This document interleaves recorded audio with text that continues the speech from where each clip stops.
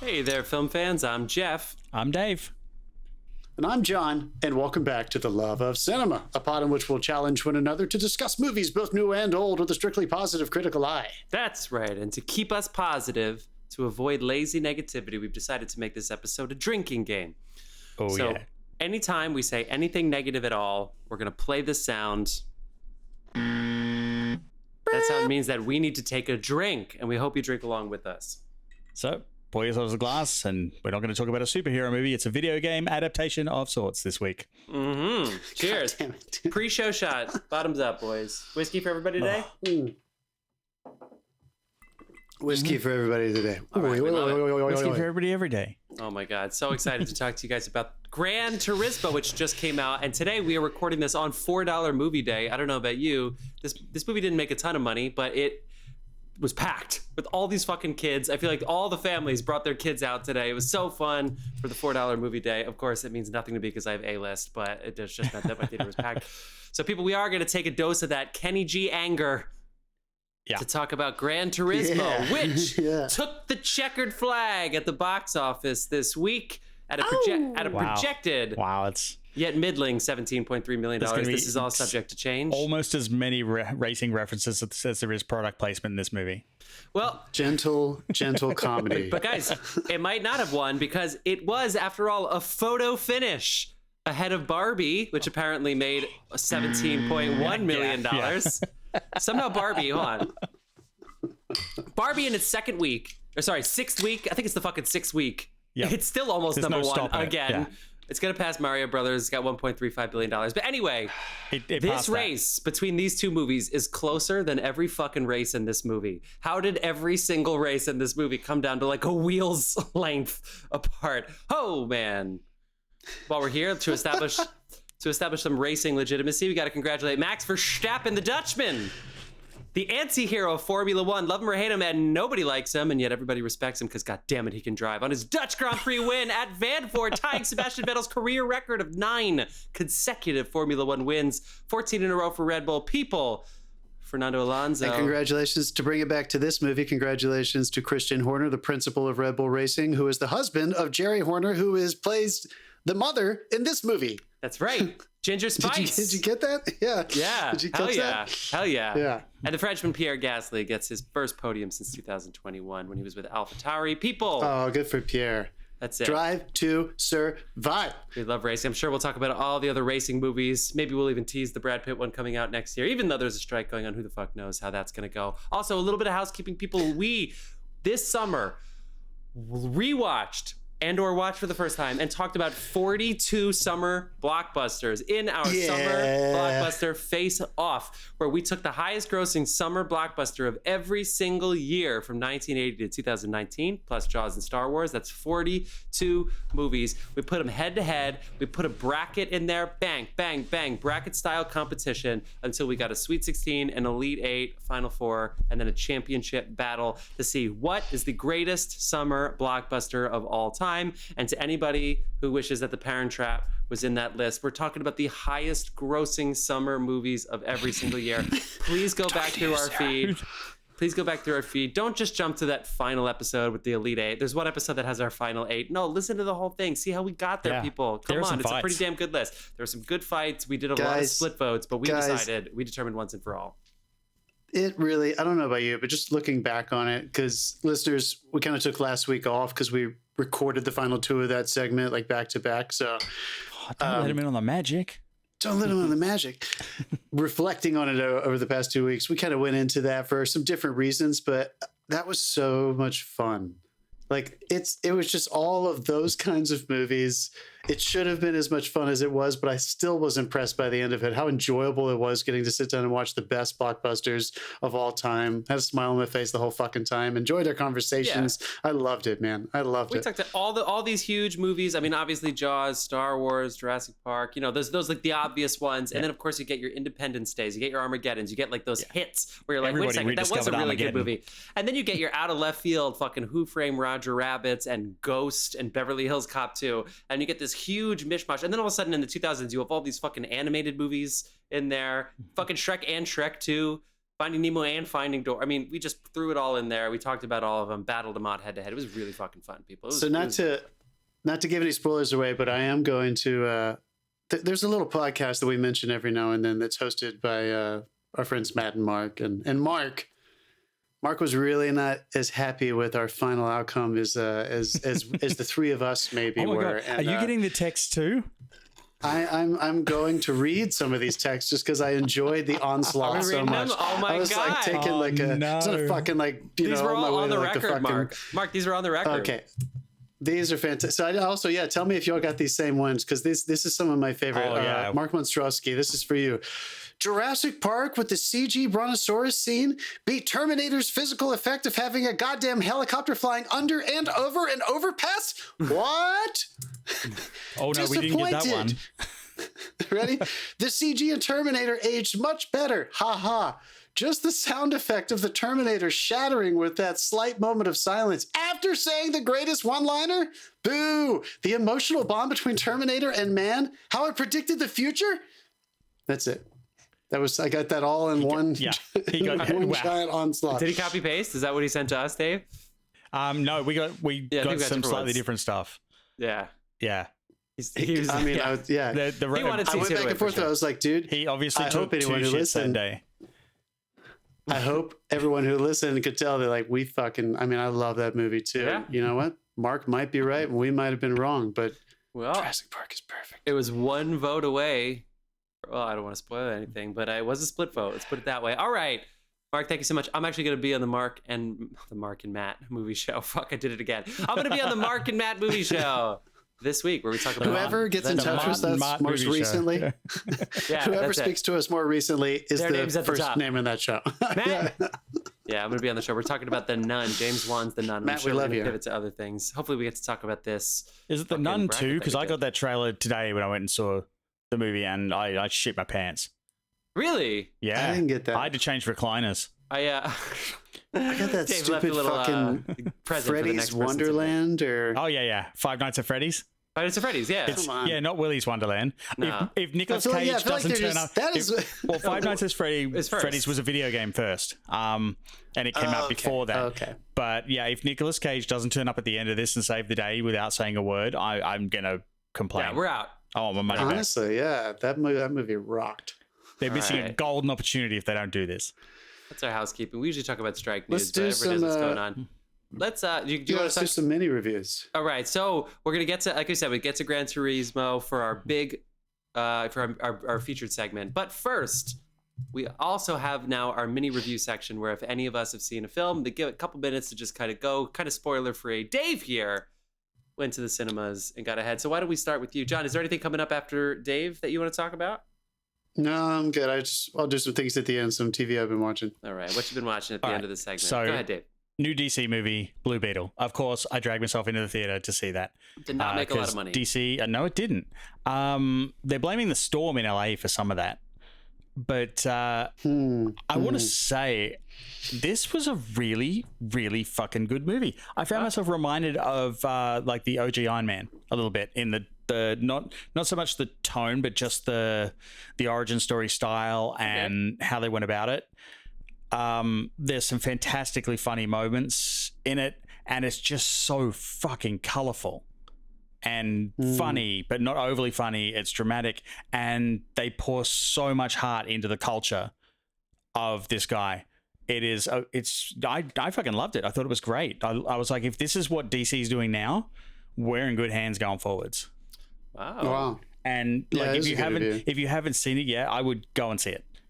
It's like in the Yeah, I theater drove because it's past- just fun. Just to give you, I'm not picking on it at all, but usually when we go, I avoid Hollywood Boulevard. I live pretty close to the Grauman's Chinese, and if there's a premiere there, it's usually like, no, you can't even get close to it.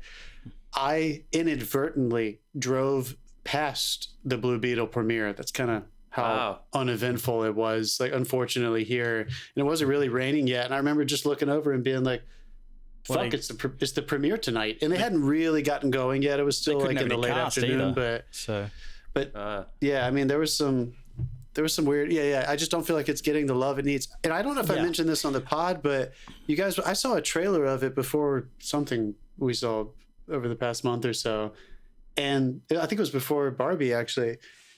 And I don't know what was going on, but like the quality of the trailers film looked like it was shot on like fucking 16 millimeter or something. Like it looked like it was like the audio was weird. It felt like it was all like mixed way down, and the visuals looked like it was shot on like something way less quality than what I'm sure was presented to you, Dave. Somebody and I almost thought it was like you remember the movie Chronicle? Yeah.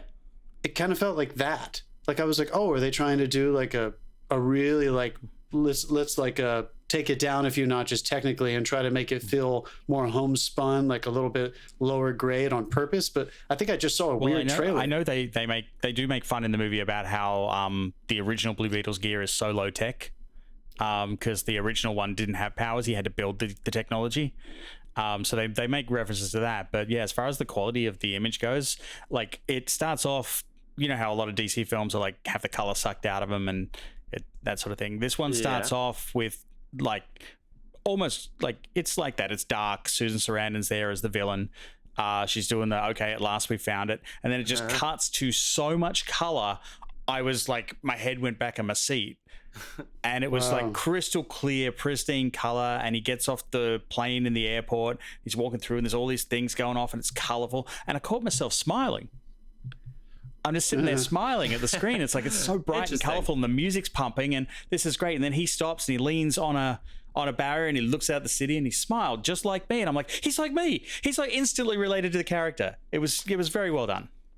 Aw. How was George Lopez? Yeah. Best fucking role I've ever seen him play.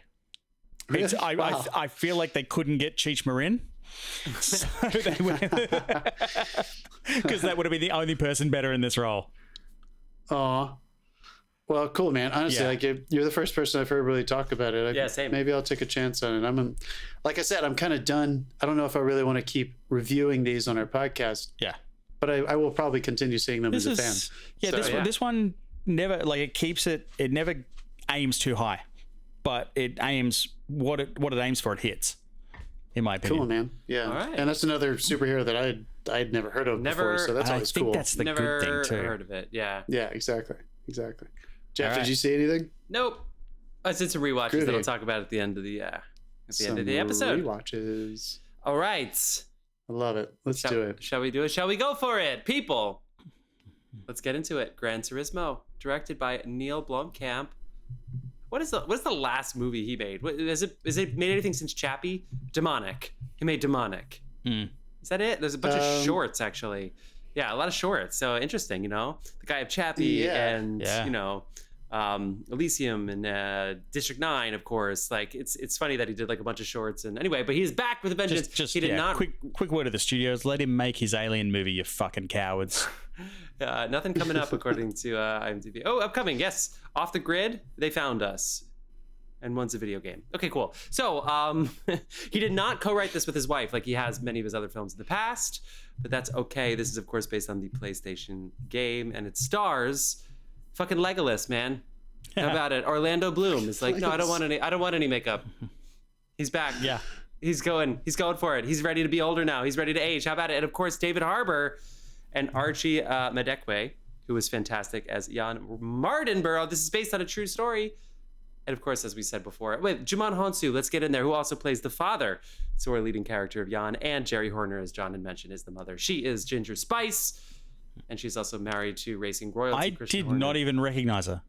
She's great. And I have all their albums and the movie. Spice World, what's up? Spice up your life, Dave. Didn't recognize her. That's why I made that comment, because the only reason I recognize her is because I watched Drive to Survive, and I just hadn't... until I started watching that show, I hadn't thought about her, as a Spice girl, Spice woman now. I mean, that was a long time ago, right? and their estate is so big. Of course, he's a very successful person now, Christian Horner, and he has been with Red Bull for a long time. But I was like, holy shit, look at there. It is a full-on estate. And it's like, he's married to Ginger Spice. Downton Horner. Yeah. That's it. All right, let's get into it. We can talk more about the creative team and the element and how this came about. But we all did it. We all watched. Let's go back to the old spoiler-free section here at the top. I just want to just quickly one thing before we start. I got there a little early today, Times Square, AMC, What do you do? No, masochistic bastard. It was perfect. They did nothing wrong today. Every escalator worked. The guy at the concession stand was fantastic. I was wearing a Scott Pilgrim t-shirt. He got into a whole conversation with me and made everyone wait while we talked shit about Scott Pilgrim. This is my problem is these people just have these conversations. I'm like, what the fuck, people? But this guy was so happy to be there, and just thought it was 11 o'clock in the fucking morning, and so that was great. The screen worked. 11 o'clock sounds like a movie's about to start. Yeah, the whole pre-show worked except for the bit right at the end of the movies are better in the theater when the audio cuts out on that thing. But I think that they're just stuck with that. It's never not going to do it. Okay. But I got there a little bit early and I caught that pre-show that comes on before the pre-show, like the pre-show. The pre-show. Yeah. And I caught that, and in the middle of that, there's an ad for some fucking guy looking for a kidney. What? I was like, what? No, it was literally an ad. Get this guy a kidney. If you're type O and he needs a kidney, you scan this barcode and sign yourself up to give him your kidney. I was like, what the fuck is going on? We're advertising in movie theaters for fucking kidneys now? We got to fix our healthcare system here in America. Your country is ruined. If you needed a kidney. Our country, you needed a kidney. You are especially a citizen, type O. Type O. AB positive people, I would love to help. So sorry, can't. He needs a kidney. 30 Rock. Do you remember the Jack? What if they started doing that? Just like all of like people like on the registries. 20 days to live, people. Scan here. Give him a kidney. Before we start this, if anyone has gone and seen this movie already, or if you're listening to this after you've seen it, everyone now considering that steering wheel, they range between $300 and $700, and the $700 one comes with pedals and realistic force feedback. Just I've looked it up for you. It's pretty easy to find. There's one that's made by like the companies that made the actual game, and that's the $700 one. Dave, it's not a game. It's a simulator. That's true. That's true. All right. Well, Jann was doing pretty well at his retail job. He's a great little saver. He did say they wrote that in there, didn't they? They really wrote that line in. I saved for months or whatever it was. They tried to justify that. That was it looked expensive. That was the $700 one. That means it's expensive. Put it back. Yeah, that was the $700 one he had in the movie, I think. Yeah. Yeah. I mean, he does live at home with his parents. Is what seems like a full-grown adult, but not Arthur Very Miller common writing over at the there. beginning. Yeah, Very common. Very common everywhere Shit's these days. expensive. All right. What'd you think? What'd you feel? Who wants to go first? What was your initial takeaway after you saw this film? I'll go first. David. Yeah. I just want to say up front, like Jeff introduced this as a video game adaptation. If you are a racing fan, don't mistake this for a video game movie. Go and see it. Good point. Go and see it, because this is not a video game movie. This is based on a true story. Like PlayStation and Nissan actually did this. Nissan. Or is that how we're going to say it from now on? Yeah, Nissan. Nissan. It's Nissan, but we'll say Nissan because, that's how Orlando Bloom said. Well, I can say Nissan. If you like, that's how we pronounce it in Australia. What do your elf eyes see? I had a great time with this. It's nice. Like it's heart pumping, and you get caught up in the competition of the racing. You get caught up in the competition of the gaming. Like, I'm a gamer. I don't watch too much racing, but I was all the way there. And the thing I love the most about it is he had this really delicate line that he walked between, this is a racing movie, this is a gaming movie. Mm-hmm. And it kind of kept both camps entrenched the whole way through. Like, there's just enough game elements in there. Oh my God, if I hear the PlayStation sound one more time in that movie though, I was just like, but you're like, oh, I just hit X on my controller. Great. But yeah, this was the perfect line for me. And it really, really worked. I thought David Harbour was fantastic. He owned a lot of this movie. Yeah, he was really good. Yeah. Nice, dude. Yeah, I think I feel the same way, but from the opposite perspective, because I'm not a gamer. But I wouldn't call myself a racing fan, even though I grew up in fucking Raceville, North Carolina.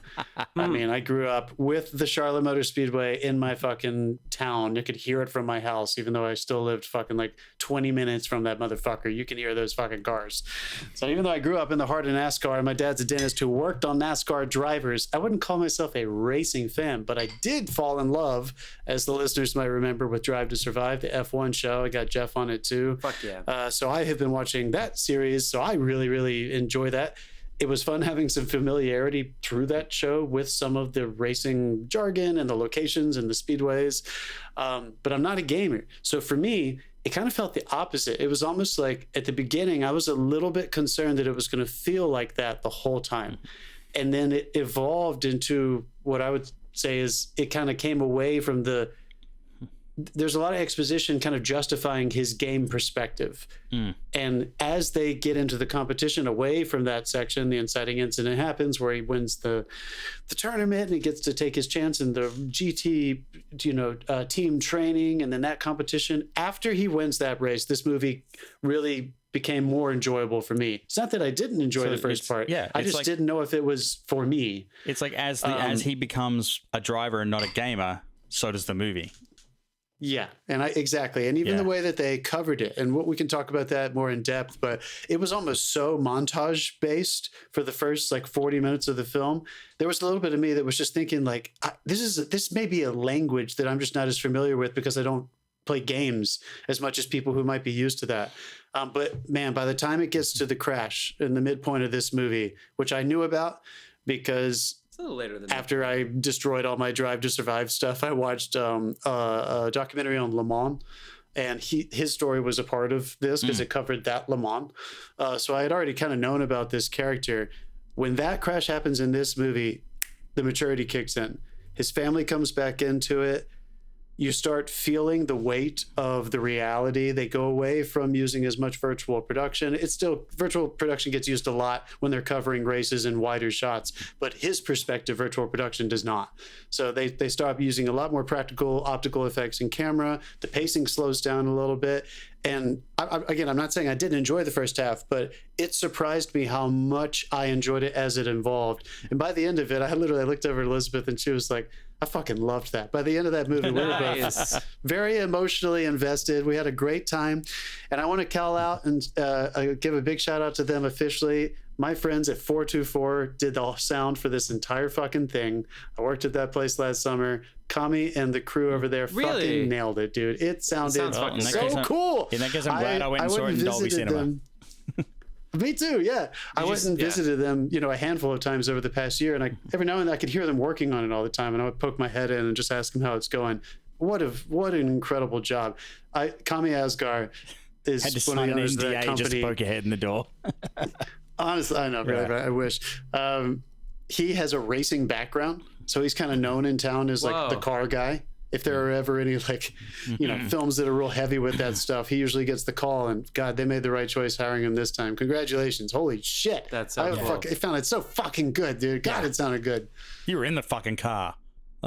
I was. Yeah, you were everywhere. I mean, unbelievable. Yeah, all those tight inserts of like pistons and firings and suspensions and brakes and the moving between different cars, picking different motor sounds for different, just to give you sound perspective within montage.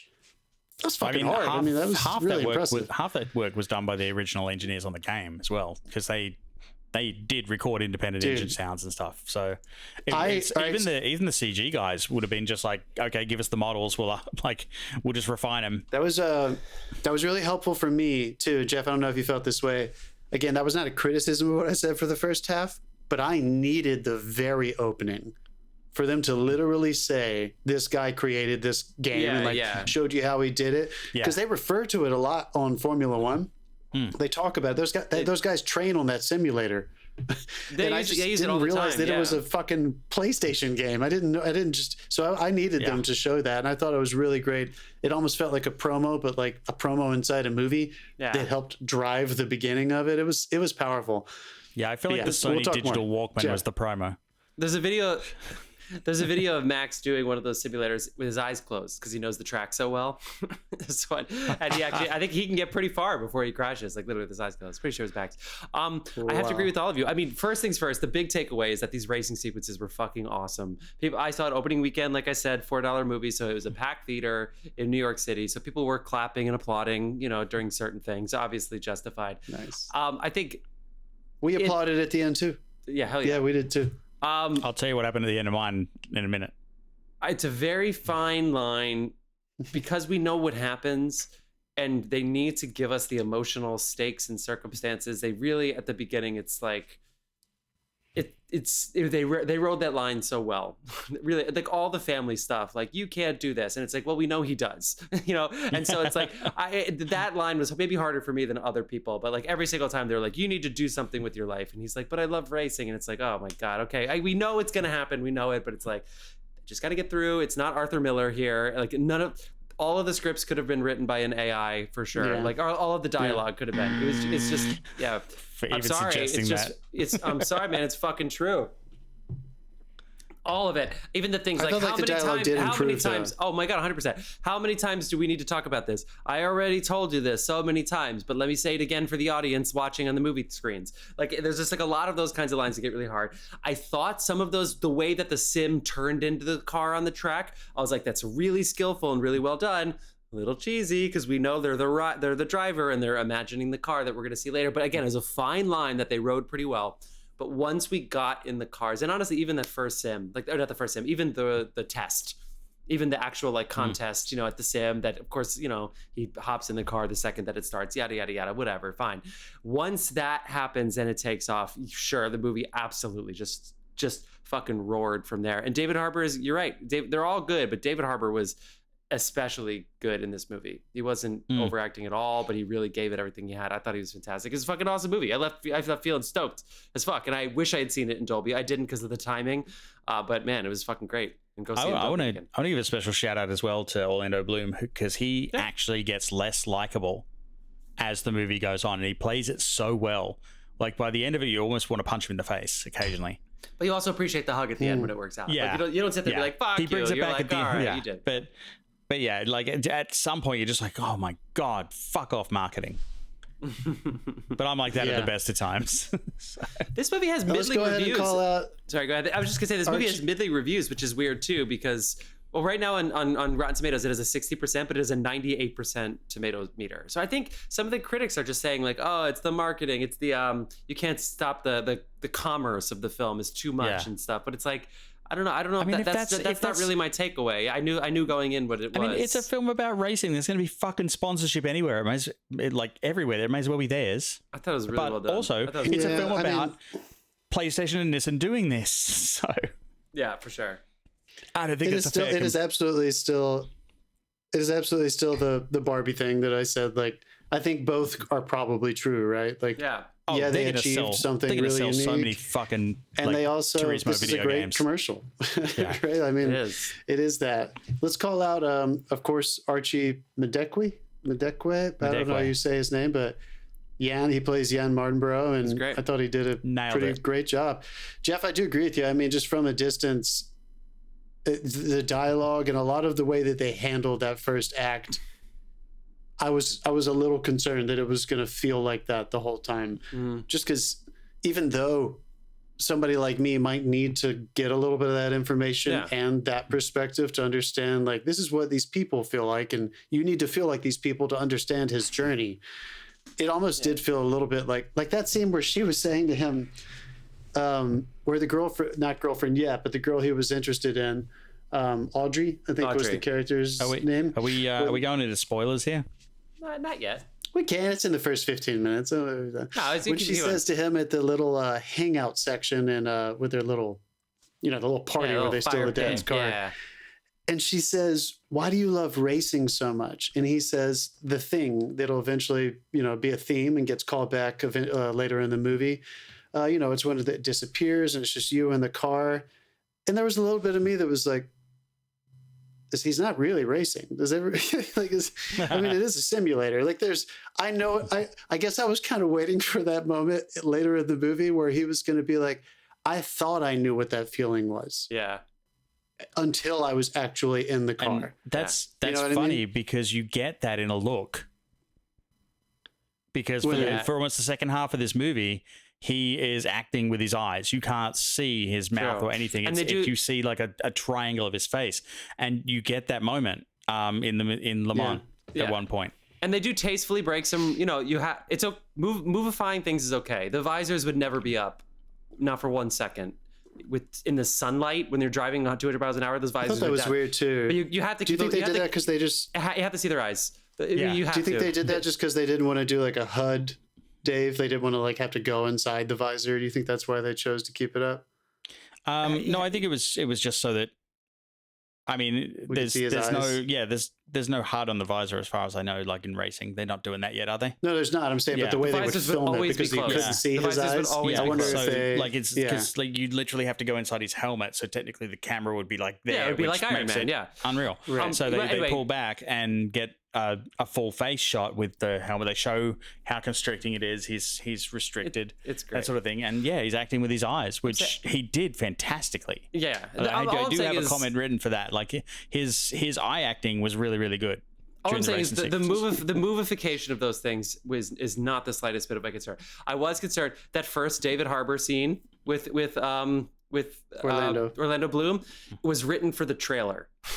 They wrote that scene for the trailer. When you were talking about the dialogue, that is the scene when I was like, oh boy, maybe we could have taken another stab at that one. But then once they got through it, it's basically like they needed to get, because honestly, you know what else kind of, okay, I know I'm doing my gripes. I'm getting them out of the way because I love this movie. They also double explained the beginning, which almost bothered me too, where at the beginning you have the whole like, this was one man's dream. And then 2 scenes later, Orlando Bloom gets up there and says, one man had this dream. And he explains a shortened version of what they literally just told us in the scene before. So like there were a couple times at the beginning here I was like, I knew the racing sequences were going to be good. I just didn't know I was going to care as much as I ended up doing. So whatever they did between getting through this expository shit and we're working on a rail yard and you'll never be anything and I'm, dad's going to be mad at whatever the fucking shit they have to do. Once they got through that shit, I cared so much. I was into it. It was cool. Even the things that I wish they did differently, I realized I was feeling something. But I was like, Jann, say something, stick up for yourself. But he didn't, and then it carried me into the next scene. Like I really feel like from there on went really well, and I almost got worried after the crash because I was like, well, now I'm gone. I don't feel the mojo anymore. And that little track sequence with David Harbour, for some reason, I almost snapped out of it. And they got me back, baby. They got me back with the little, let's finish your lap. That's not a spoiler, but like, okay, they fucking did it, people. Get through the first 20 minutes, and then I'm gonna activate spoilers because we're getting close. Yeah, I'm teetering. Sure. Jeff, no, I totally agree, man. I feel like whatever happens, like hang on to the movie, just keep going with it because it's going to give you what you want. And this might be a symptom of this new genre that we're starting to see now, where, one thing that superhero movies kind of have baked into the nature of the way that those turn into anthologies is that the first one is usually an origin. So we're all just so familiar with that. I think we might see like this might be an example of something that could be symptomatic of these new movies that are going to be about video games, where people are going to have to kind of show you the game world, or maybe like show you like people's relationships to gaming, as opposed to, just jumping into life, into the story. I don't know. I'm curious to see, because I did feel like they were repeating themselves a little bit. This one is definitely an exception because it's like literally about gamers. So you have to come into their world to a little bit to get to where they end up in this story, which again is based on a true story. Like a lot of the other Sony properties aren't doing that. Which is a really funny thing. Like they're getting some of these high profile directors in for like Last of Us and this and like some of the other stuff they've done, but it seems to be working for them. I'm wondering how much interference, like whether they just let the directors go on these, because like Marvel is notorious for like jumping in and interfering, so you get the same product every time with just you have the same beats, you have the same that sort of thing. Every time they shy away from that and do something different, it doesn't work.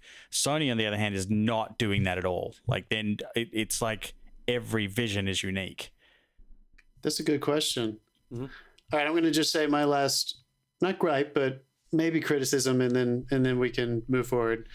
I felt like the way they wrote his girlfriend's character, there was just zero conflict there. And so like I never really discovered anything new about either of them in the vehicle of their relationship. And it kind of made me feel like she was maybe a little bit less complicated or complex and fleshed out than she could have been. It seemed like she was mostly there to just say things about him and ask him questions and just be 1000% supportive. That said, I was still touched. I thought it was sweet when she was there. I loved their sequence in Tokyo. I loved her, the kiss at the end. Like I thought all those things worked for me, but I didn't really feel him having to overcome those things, which is going to take me back to what I thought did work so well. Even though I was kind of weirded out that they left his family out of it for so long. Me too. Man, that scene when they cut to his parents and she's standing up screaming at the television in his crash. I started crying, dude. I was like, oh my God. That was great. I mean, that was fucking powerful. So bringing them back into the world when Dijon Hounsou shows up at the end, I was like, God damn it. And he's going to cry. That guy always cries. That guy cries at everything. What a crying actor. Blood Diamond's one of the best crying scenes of all time. God damn it. He has never wiped tears from his face. No. But I mean, he really brought it. That was super touching. I mean, I'm just so goddamn proud of you. Like just hearing the dad say that, that was really powerful. Yeah, I feel like they both nailed that scene. But yeah, I'll quickly tell you what happened at the end of mine, because as we know, it culminates, like if you're listening now, we are in spoilers, but it does culminate with the Le Mans race, which is a 24-hour race.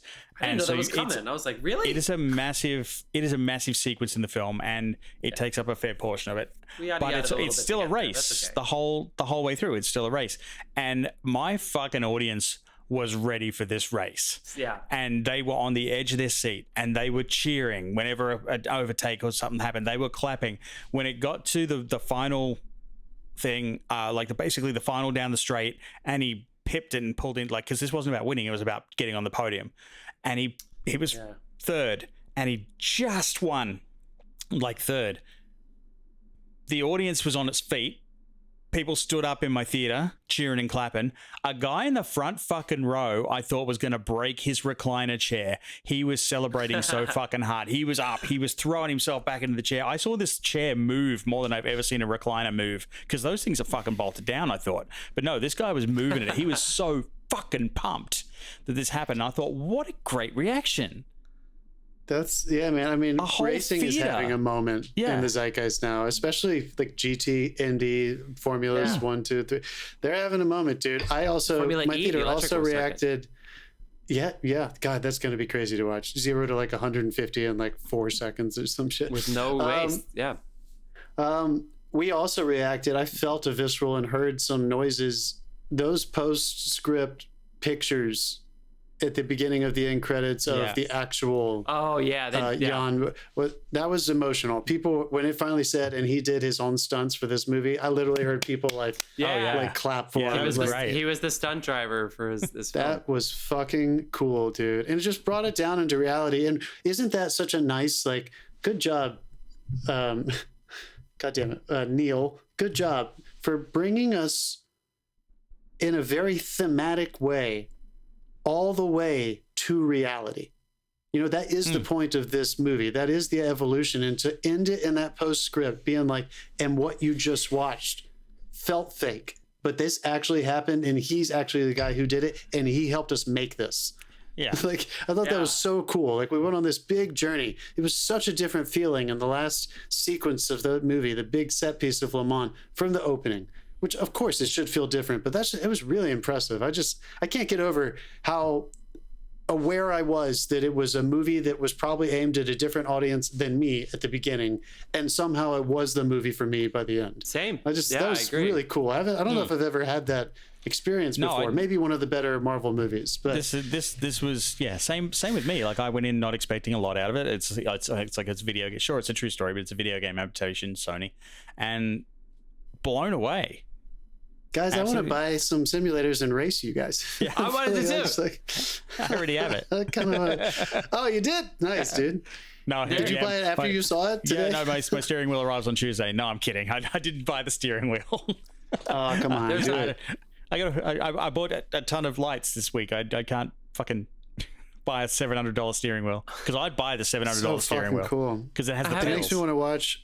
It makes me want to. I might watch fucking Ford versus Ferrari tonight. I watched it recently. Drive to Survive, especially with Le Mans. I mean, how can you not think about that? You know what I mean? Yeah. But so cool. The girl who plays Leah in this film is Amelia Hartford, and she actually was a driver. She actually is a driver. I don't know exactly what circuit. I don't think she's still a professional driver, but she's an Instagram influencer for driving. So they did get not just legit people to be stunt drivers, of course, but even the people who are. I really felt like there was an authenticity in the work. Yeah. That wasn't just they hired drivers and then they were acting terribly. They actually, it felt kind of authentic.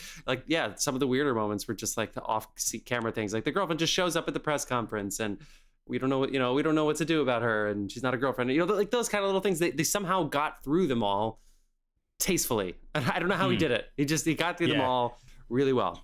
I feel like there might have been more of her story that was cut for time or added, or she was just a random girl and they were well, we need more because unless because I felt the scene at the dinner table when you have David Harbour sitting there and be what about that girl you're looking up all the time, there's always that fucking scene in a movie where it's what's up with you and that girl, man? And it's okay, guys, nobody would ever say this kind of shit in real life. And here is David Harbour, but I was waiting for him to sit there and be I was waiting for him to sit there and be don't be lonely, you're a star, be grounded, be grounded, find that girl. Don't, here are these attractive women taking pictures. Don't become James White, not James White, James, the fucking guy from Rush. Shit. James, doesn't matter. Yeah. It's don't become, stay grounded. You like this girl or whatever. But instead it was just hey, remember her from earlier in the film? So, but I can't tell if I'm griping or not. I still liked it. I know what you mean. Hire good actors and they'll help you out. I'm gonna echo and just what you said earlier, Jeff. That my favorite scene by far, because I think that it was such a wonderful payoff, because it felt like just classic. We knew it was probably going to eventually come, but plans and payoff, and when you're talking about structure of screenplays and stuff, we learned very early, very, very, very early on. Maybe so early on that I genuinely forgot about it. When Orlando Bloom is finally with Jann on the plane. I guess he had just won the tournament. Yeah. Nissan. And he says, he could have been one of the best racers ever, talking about David Harbour. And then finally, the scene where he takes Jann back to the scene of his crash and tells him his story. Mm-hmm. That fucking worked for me, dude. There's the mystery. 100%. It was driving. That mystery was so essential for driving it was kind of an unknown potential of David Harbour's character's skill. Because he was 15th. How many people did you go to before me?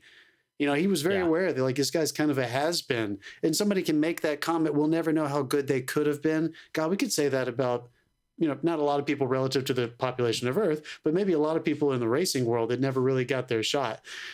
That really helped me, man. I really felt like that drove it home. And then this movie turned into a coaching movie for me. Straight up high school football, coach, athlete, him just fucking being there for him. You're the best in the fucking world right now. You're the best in the goddamn world. It's so good. That got me, dude. I felt like that was fucking that was some Friday Night Light shit. And also what a unique solution to someone freaking out on the track when he just pipes the fucking music down there. I don't know how this works, and pisses him off. I felt like that was going to happen, but it was still funny. It was still done very, very well.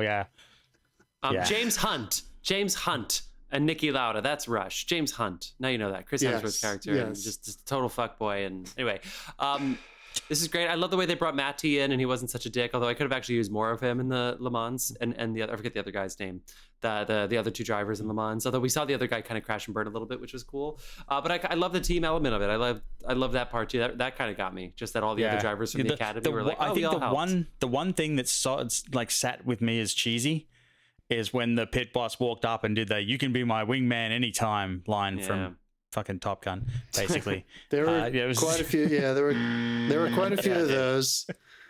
There were quite a few of those.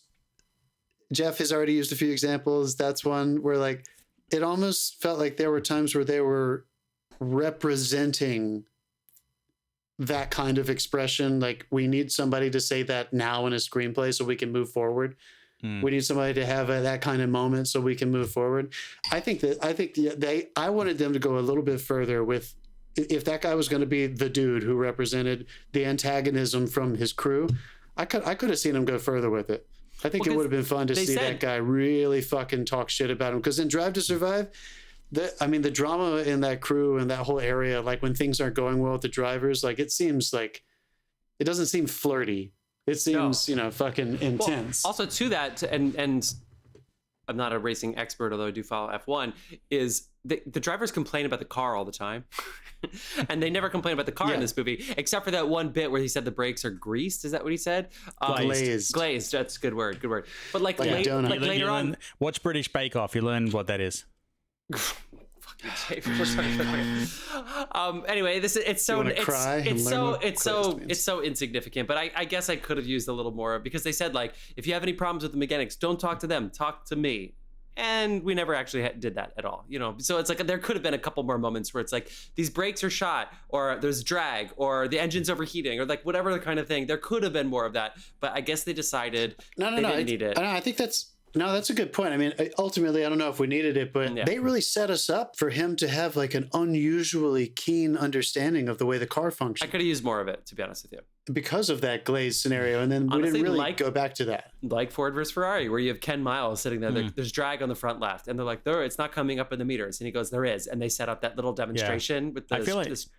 I feel like that whole glaze thing was just a signal to get David Harbour's character on side so that they could move forward.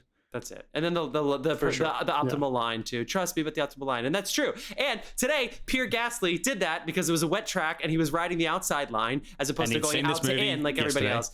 And he saw the movie yesterday and he went, I need to do the outside line, and I will pass even though it's the longer line, because that's the optimal line because of torque and all that kind of shit. People, optimum lines are a real fucking thing, but I could have used just a little bit more complaining about the car mechanic trouble stuff. But it's so hard to get that all in the movie. It doesn't matter. The movie fucking works, people. The movie works. That's the most important goddamn thing.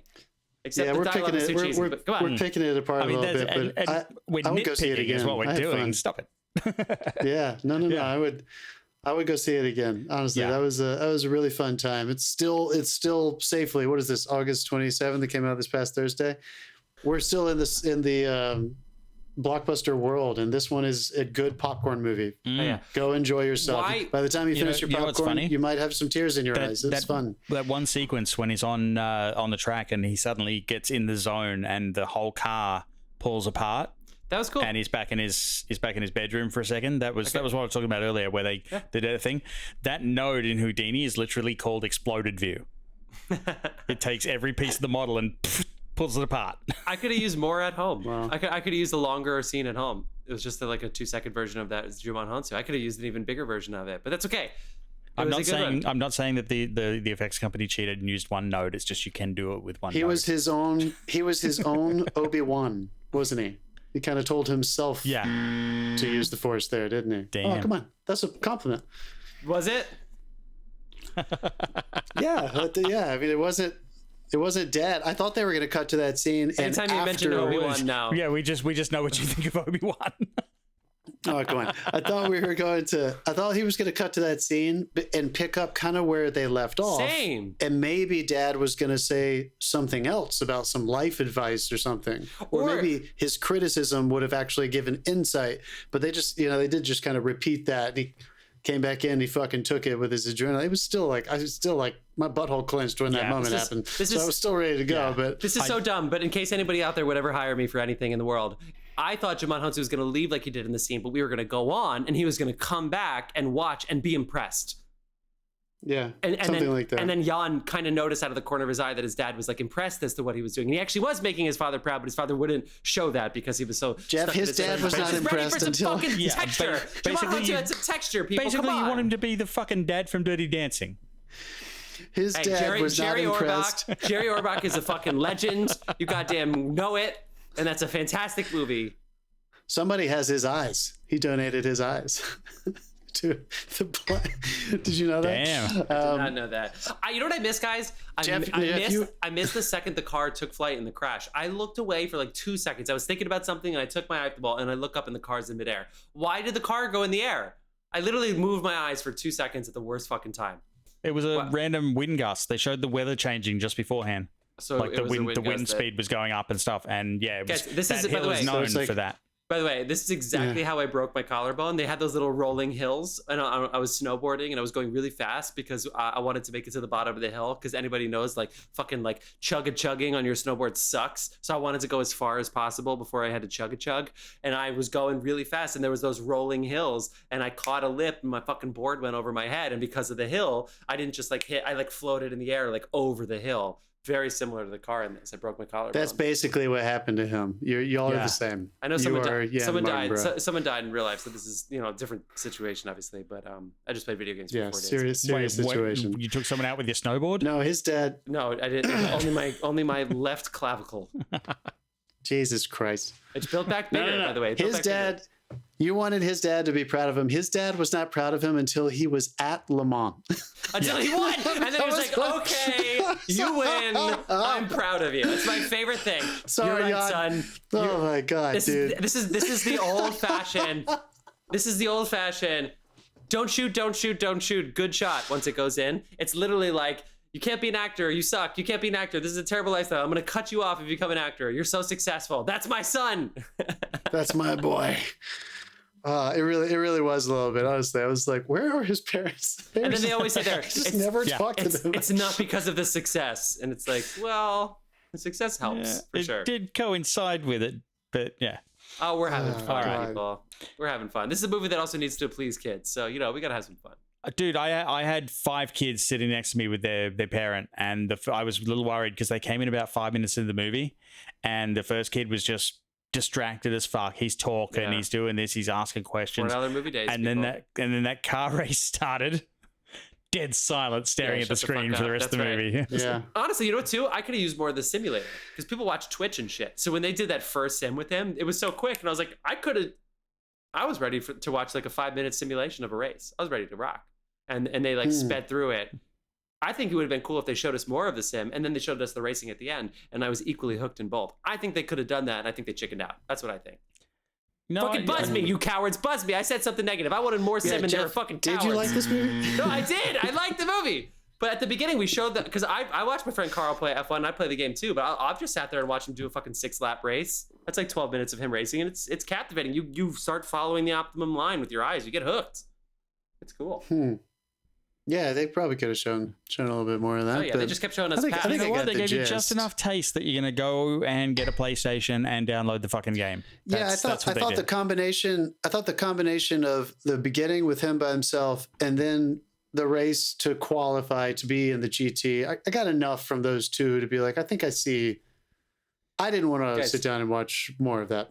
So I'm glad that was enough. How dead does this plant look? I think I'm killing my plants. Look at this plant. What the fuck?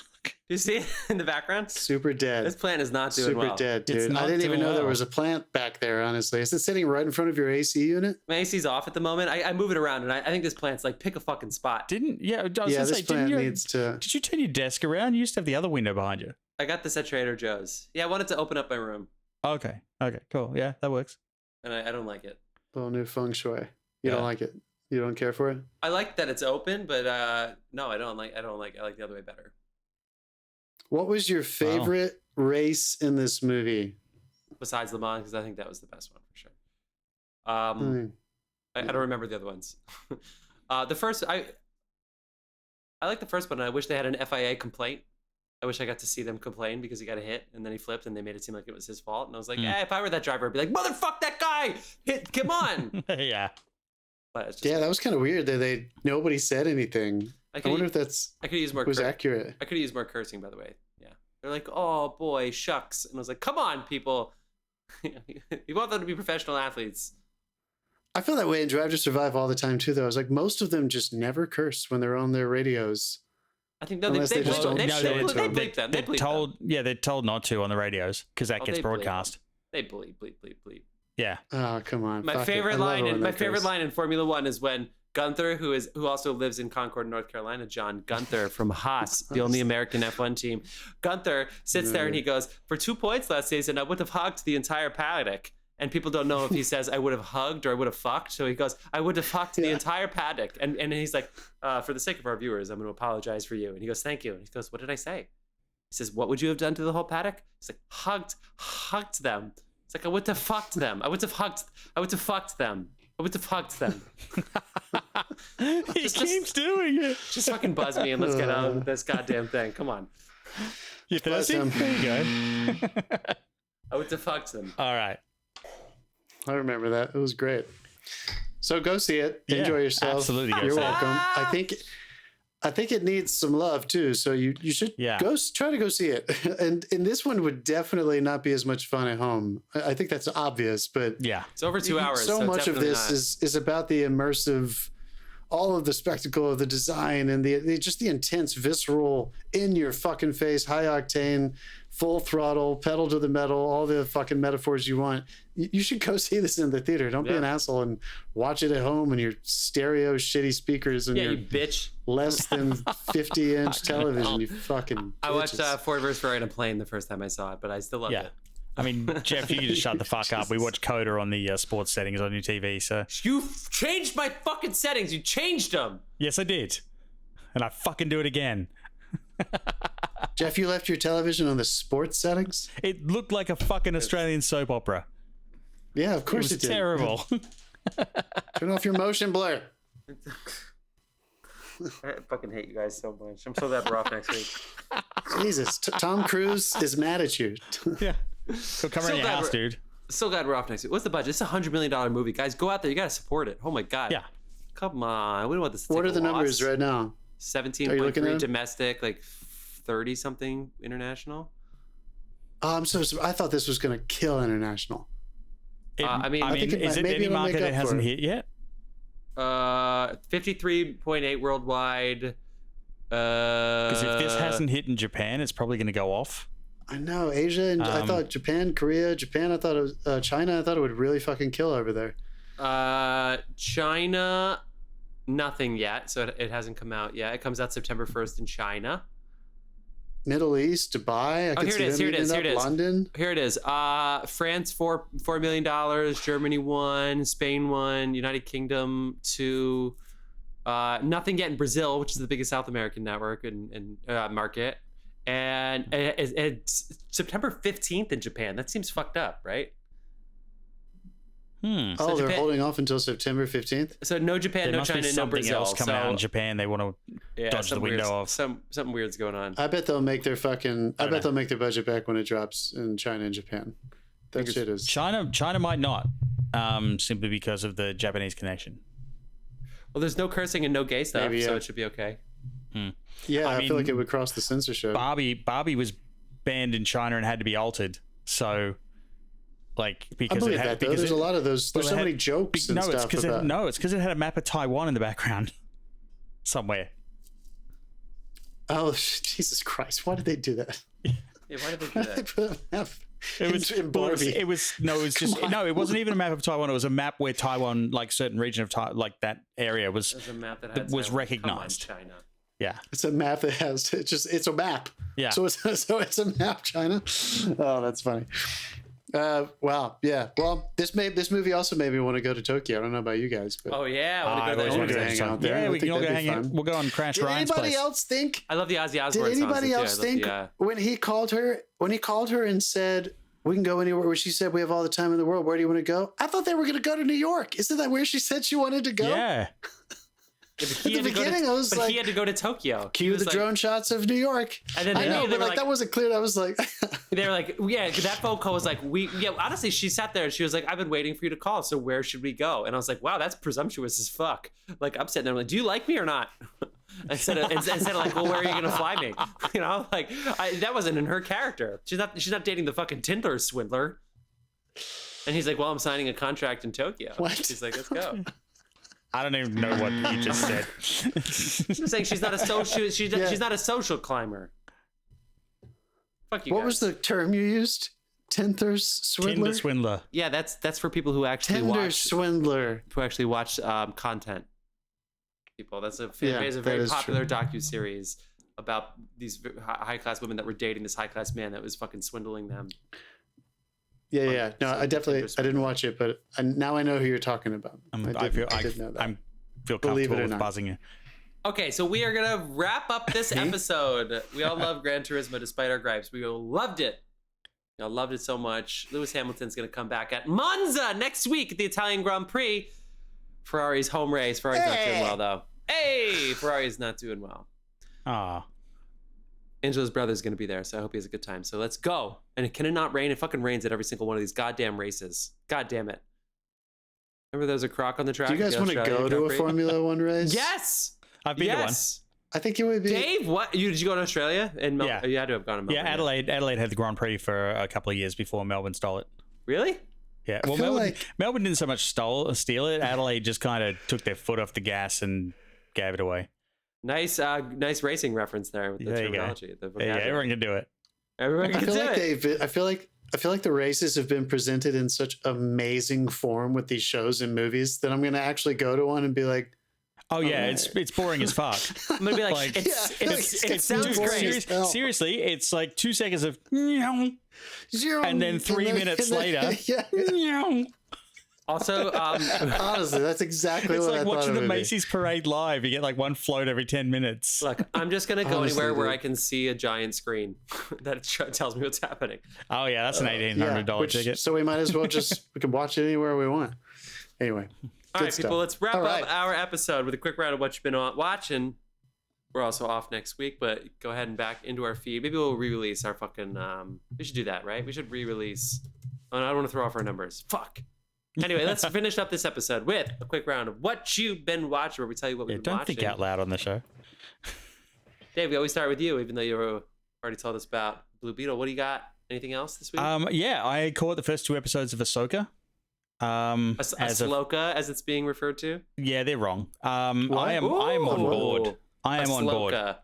It has a fucking lightsaber fight in the first episode. Like, fuck off. Oh, yeah, there were like 10 fucking Darth Vader, Obi-Wan lightsaber fights. Dude, everybody is really making the comparison though between Qui-Gon and Darth Maul. No, the fact that Qui-Gon got stabbed with the lightsaber, and then a character in this gets stabbed with a lightsaber in a very similar way, and he dies, and she wakes up the next day fine after some medical treatment.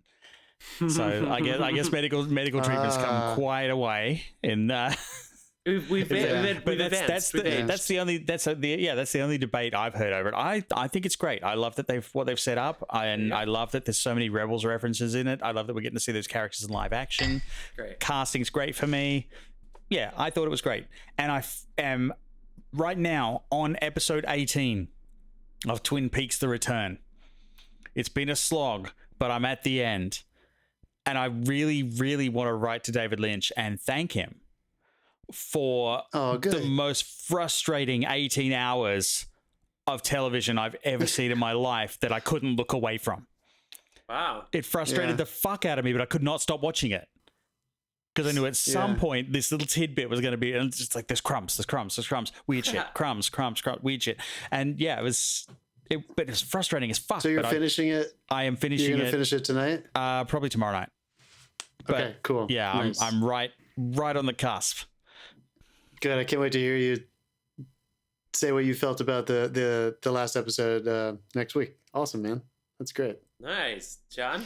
I watched, so I don't know if you guys saw this, so you're AMC, but I like it when AMC does like re-releases of movie, 20-year anniversary or whatever. So I went and saw the 20th anniversary release of Old Boy.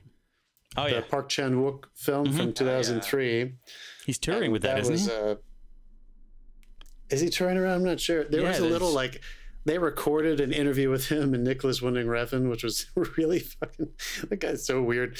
It was such a weird little conversation between the two of them after the movie. But, God, the movie is... God, it's fucking...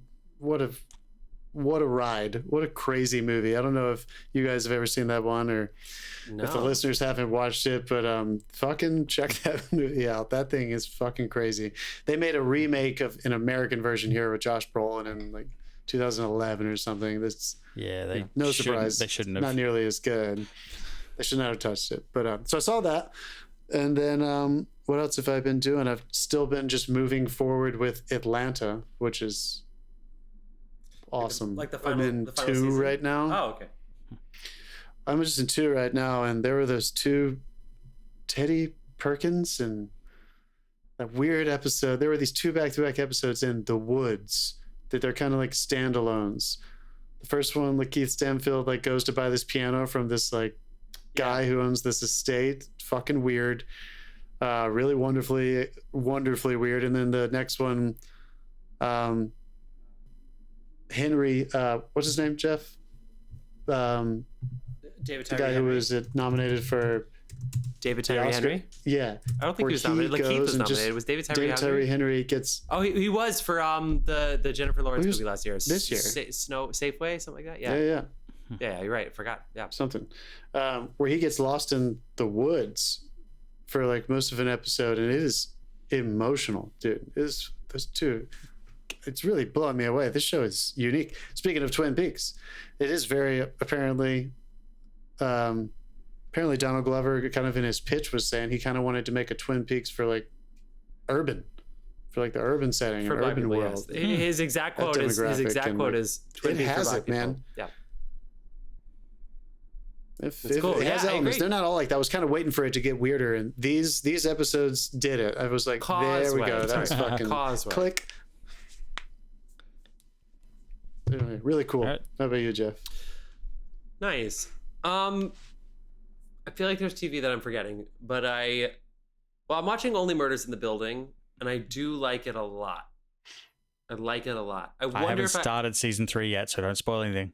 I wonder if I wish I could have binged the whole season, because now I'm in that like middle, when you binge something and there's like those couple episodes, and I'm like, I don't want to think negatively of them, but the first 2 or 3 episodes to me sparked a little bit more than the last 1 or 2 that I saw. But I love it and it's great, but I feel like it's a binge show, and they're doing 1 per week at this point, and I wish I could binge it. That's where I'm at right now. So I'll wait to give a proper consensus to the end of the series, and I'm not down on it, and I can't wait for next Wednesday.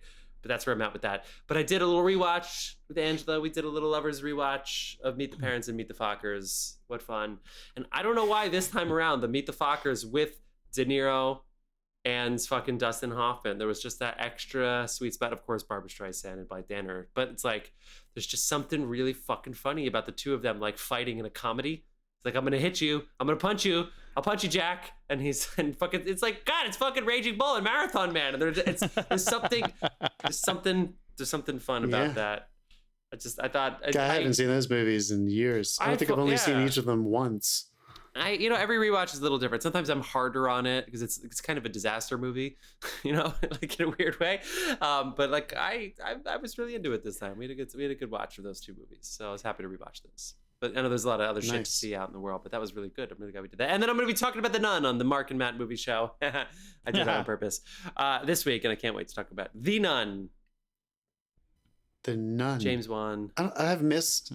Produced it. I think I've missed all the trailers for that.